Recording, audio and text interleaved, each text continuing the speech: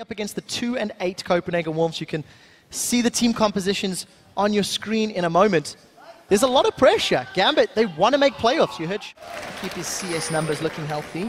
Oh, we're in for a level 1 Crepo. And they're going in. Cabo's down. Shook with the first blood. Gambit. Because Freeze hasn't based yet, Cass hasn't based yet, Lenny is still level 2. Cabochard is picking up a lot of farm right now. Let's see what Lenny does, because he's thinking right now I'm helping my team, but he's slowly getting behind in terms of experience. Their composition is gonna be hard. They don't have the comeback mechanic here. They need, and On The Hunt gets popped, Cabo goes in. Chum the Waters connects, Lenny gets slowed, boomerangs out. He's gonna go in for the attack before we see Shook jump. We're gonna yield that dragon. We don't want to fight. But in the meanwhile, we let Cabochard slowly push out that top lane.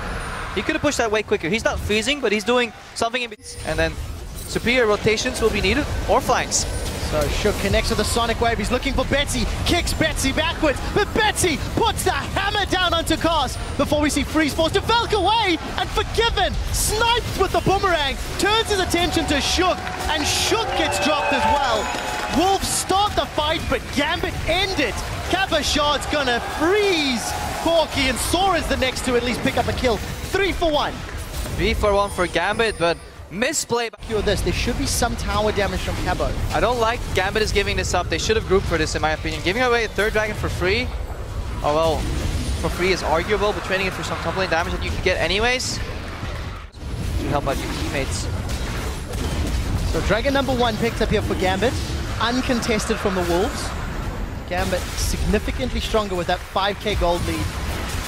And we hear On the Hunt, Forgiven, and the rest of Gambit looking for somebody. Kaz is going to get chomped by the Chum the Waters, and we do see Chain of Corruption spreading across Gambit. Cabochard's found Soren and Freeze, held on to the explosive cast. Diamond Prox is going to drop the barrel down, and with that they might... Now Shooks want to dash in with the Q, with the W. Ghostpepper wants to reset with the ulti, but he's a little close to the wall. It's going to reset. Ping pong back up. There's a flash available for Shook. He may hop over the wall. This might be 50-50, but Betsy's jumped in. He's going to be throwing the hammer around, and everybody's peeled from Baron. Copenhagen Wolves have managed to stay alive, and the kill gets secured with the Dragon's Rage. Baron forced to use it very early. They want to burn it down. Monsoon is being focused. 3,000. I think the Wolves will be too late to this party, and they are. Baron secured after 2 or 3. So Cabo has an easier time split pushing if he so wants to. He joins his team in the middle. Look at the damage. Monsoon being used here from Eddie. Pepper rather. Chum the Waters connects and Cast. He's going to taste something fishy as the barrel comes down. Cabo takes him out.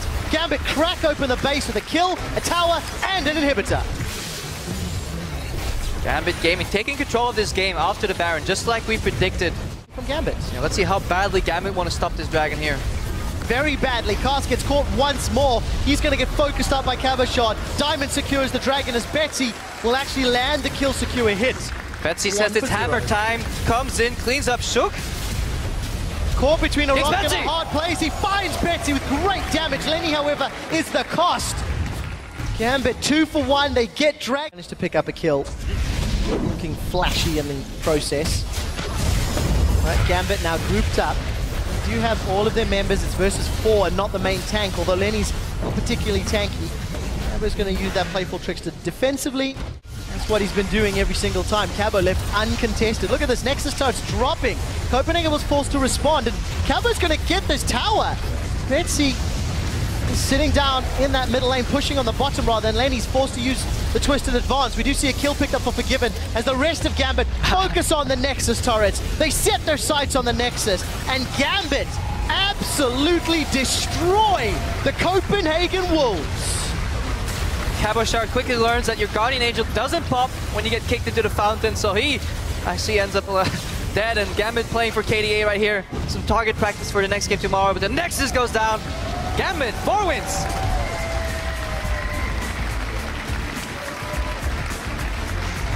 A well-executed game.